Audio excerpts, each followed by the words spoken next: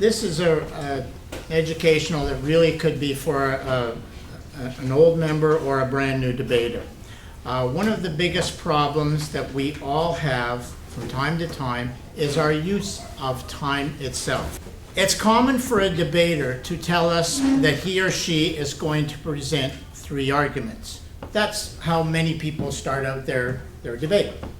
It is uncommon, however, from my viewpoint, for each of those arguments to be presented in a similar time frame so that they all appear equally important. Most often, a debater's first argument is given a large portion of their time. It could be 3 minutes, 3.5, 4 minutes, whatever.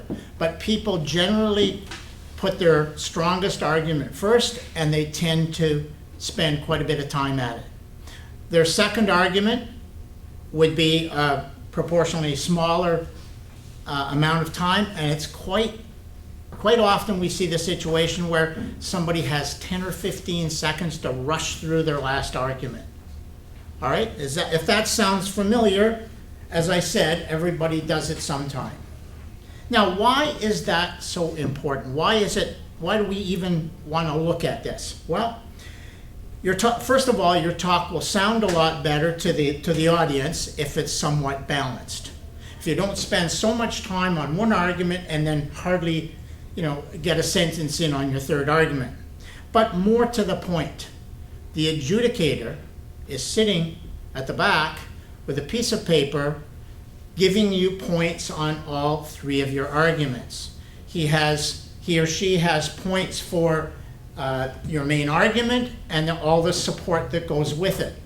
So if you're spending an inordinate amount of time on one, yeah, you're going to get a lot of great points on that.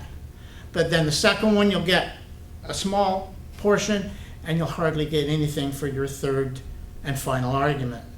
And as much as we're here for the mental stimulus, we all would like a chance to win these arguments, win these debates.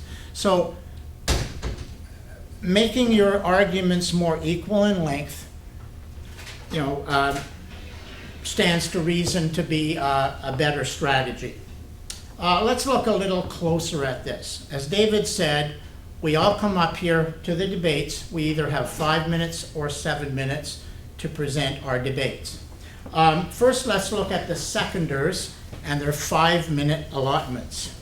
Most people spend a few seconds introducing what they're going to say, and they spend a few minutes at the end wrapping up. So basically, you've got about 4.5 minutes left. Part of your time is taken with rebuttal, perhaps a minute and a half. And if you think about that, you've got 3 minutes left to present your arguments. So roughly a minute per argument.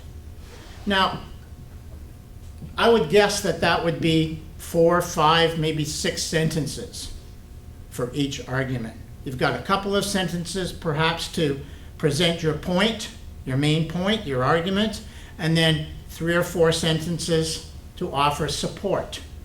If you go over that, then you're taking time away from your third argument. So how do you adjust this so that it works properly? Well, you think of what you're going to say ahead of time. You think of your 3 arguments as separate items. You practice and you time them. And if one is 3 or 4 minutes, then you've got to cut that down. It stands to reason that if you're spending too much time on one argument, then you're doing yourself short on the entire debate. Exactly the same thing happens with the Prime Minister, except that the Prime Minister's got 7 minutes. Obviously, maybe a minute for the definition and the introduction, and then a couple of minutes on each of their arguments. The idea is to try and have a similar time frame for each argument. Exactly the same with the Leader of the Opposition.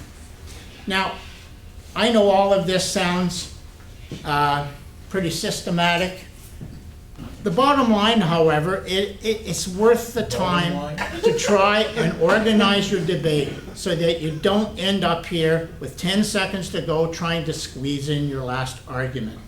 Everybody has done this. It doesn't work very well. It doesn't make you feel very well. You sit down and say, oh, gee, I ran out of time. I did way too much on the first one. We've all been there.